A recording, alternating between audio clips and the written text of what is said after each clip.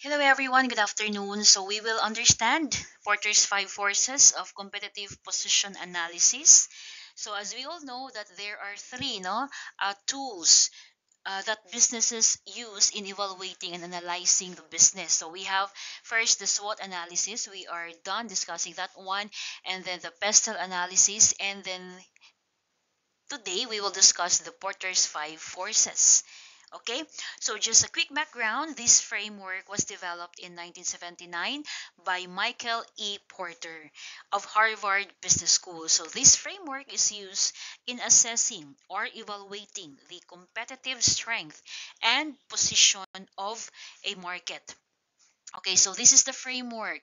At the center, the rivalry among existing competitors, and then we have the threat of new entrants, and then the bargaining power of buyers, the bargaining power of suppliers, and the threat of substitutes. Okay, so we will understand all this as we go along with our discussion. But first, we will understand what is market competitiveness. Okay, so it is said that the amount of competition your business faces should be the first thing or is the first thing to consider. So, market competitiveness refers to how competitive and profitable a market is. So, the more competitive a market, the lower the profit opportunity becomes. So, ibig sabihin, when a person or when an entrepreneur is in the business or planning to engage in business, ang una niyang i-consider is the amount of competition talaga. No? How competitive and how profitable a market is. So take note that the the competitive the more competitive a market, the lower the profit opportunity becomes kasi marami ng choices. Marami kang competition, maraming choices. Ang mga customers, no? Halimbawa, kung napakarami ng grocery sa isang lugar, do you think magiging profitable ka pa kung magtatayo ka dyan ng grocery? Okay? Depende na lang yan on how will you strategize. But generally speaking, when there is a high competition, gaining your desired profit could be a challenge. Okay, so let's know about this existing rivalry among existing competitors. So this is the center of the framework, right? So the major driver is the number and capacity of your competitor in the market. So kapag marami ng business offering the common products and services, it will reduce market attractiveness. Okay? So rival producers compete each other not just in price but in quality, in accessibility and facility and in services and also in advertisement.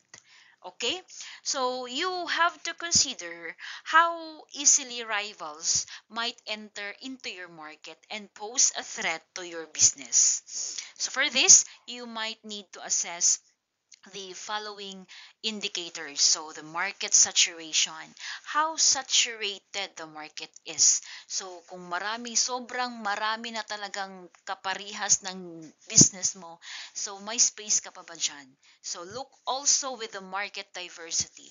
How diverse this market these businesses is who are existing in the market already, and then you also know the industry growth, no, if that certain industry is growing and then it has more sales, no, so mas maigi na yun yung sisimulan mong business, right? And then you also have to consider quality differences. Kasi nga marami kang competition, you also have to know that your product should be unique than the others para wala ka ngayong kahati sa sales mo, right? And then the brand loyalty. Titignan mo rin how loyal this set of customers are to the existing competition. Okay, how loyal they are to them and how are you going to get them to buy or to purchase in you. Okay, and then the barriers to entry. So if competitors can reach your business with little money and effort, you'll have to change your strategy to deal with them. Kasi the more easy the entry is, madali lang dadami yung mga competition, yung mga competitors mo. Okay? So let's proceed with the bargaining power of buyers. So bargaining power of buyers refers to how much impact your customers have on your pricing structures. When there are many sellers, consumers can easily turn. So this enables consumers to put pressure on businesses to provide better product at a lower price. So titignan din natin how easy it is for buyers to direct our prices down. Is your product unique? Kasi pag ganun, you can impose high price kasi wala silang ibang pagpipilian. They have to buy. But if your product is very common, let's say basic commodity, you have to depend on the supply and demand. So if there are plenty of supply and there are less buyers, chances are ilo-lower mo ang prices just to sell your product, especially when it is perishable items or perishable goods. So in the context of today's customer demands, no, you have to provide them with better access to your product. Some are shifting to free delivery, no, so this will add cost. If you are into salon business, you have to invest by using air-conditioned spaces, no? So the power of buyer includes not only in pricing, but by investing to quality, investing to accessibility, and then convenience. That may mean additional cost. So that is why the buyer has the power over your business. Next, the bargaining power of suppliers. So, almost every company has suppliers, no? That is very obvious, no? That sell components, materials or raw materials, and then labor or finished goods and all other things that we need suppliers as a business. So suppliers have some control then over your business due to their prices and the terms of supply. So, importante din that businesses should evaluate how much power the supplier in driving up your prices. Kasi, suppliers are also businesses. Take note, no? They are keen in getting more profit. And suppliers are powerful. If there are few of them, kunti lang yung nagsusupply ng ganitong klaseng raw materials, so most probably, magtataas yan sila ng prices, which directly impacts your cost of production. So, chances are, kung walang ibang mapagkunan ng supply, as business, you have to abide with the prices and terms of your supplier so you can still get your needed supply or else affected yung production mo. So, domino effect yan. Take note, maraming businesses na nawala sa market because they fail to assess the power of their suppliers. Okay? So, please take note, no? Know that your supplier, like you, can think strategically. If your supplier realizes that only a few other supplies can meet your needs, then they may charge you more for their one-of-a-kind product or services. So that is why supplier has also a power over your business. Kasi pag wala sila, wala kang ipoproduce, wala kang ibibenta. Okay? Next, the threat of substitute. So, where common products available in the market, it improves the likelihood of customers switching to alternatives in response to prices increase. So pag magtaas ka ng presyo mo, most probably yung mga tao magsishift yan sa mga products na mas cheaper ang price. Okay?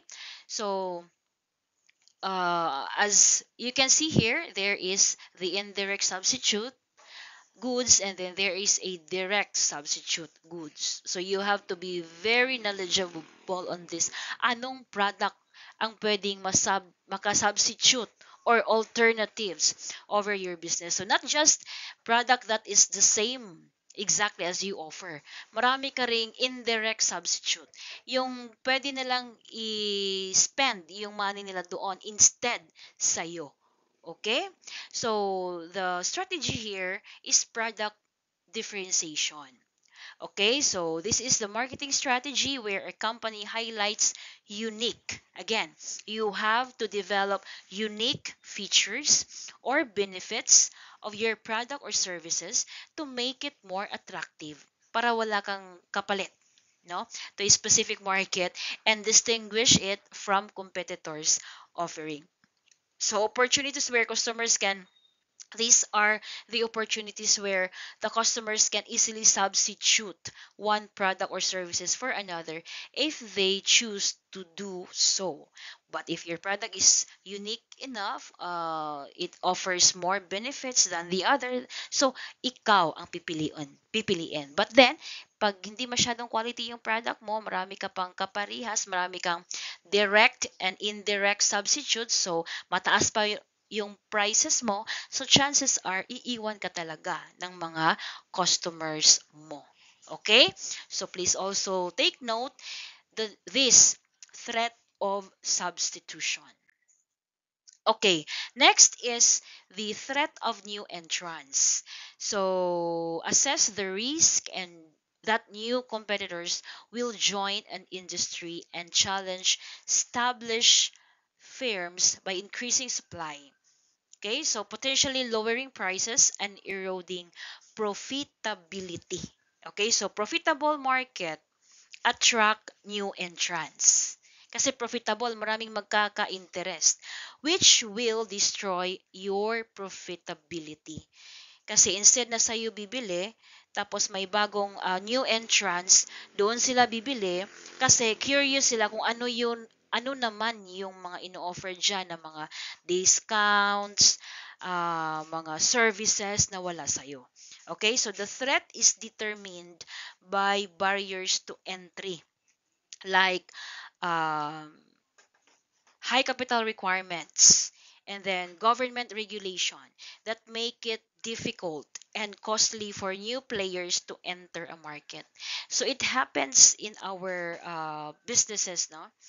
That some, for example, if I am the dominant player there, for example, my school ako dyan, private school, ako yung dominant player dyan when it comes to education business. Ako lang yung may-ari sa isang private school dyan. Now, I will have to strategize na hindi ko papapasukin ngayon yung mga national high schools kasi pag makapasok na yung mga new entrants, most probably yung mga students pupunta yun doon kasi nga lower lang yung mga tuition fees doon. Okay? So this will you have also to know all this, no, the barriers to entry. Make the entrance of new you make the new entrance having difficulties ba to enter the market para hindi sila makapasok, para ikaw lang doon yung dominant. Okay? Because this new entrance is a threat to your business. Kasi nga, as I have mentioned a while ago, yung mga tao, especially pag food business, maghahanap sila ng mga new type of taste, no, na curious yung mga customers natin to try, no, new products. So that is why this threat of new entrants should also be considered, no, in the analyzing and evaluating the competitive position of your market. Okay. All right. So that would be all. Thank you so much for listening, and I really hope that you have get something in here that is be very useful in all your when you want to venture into business. Okay. So thank you so much once again. Good afternoon.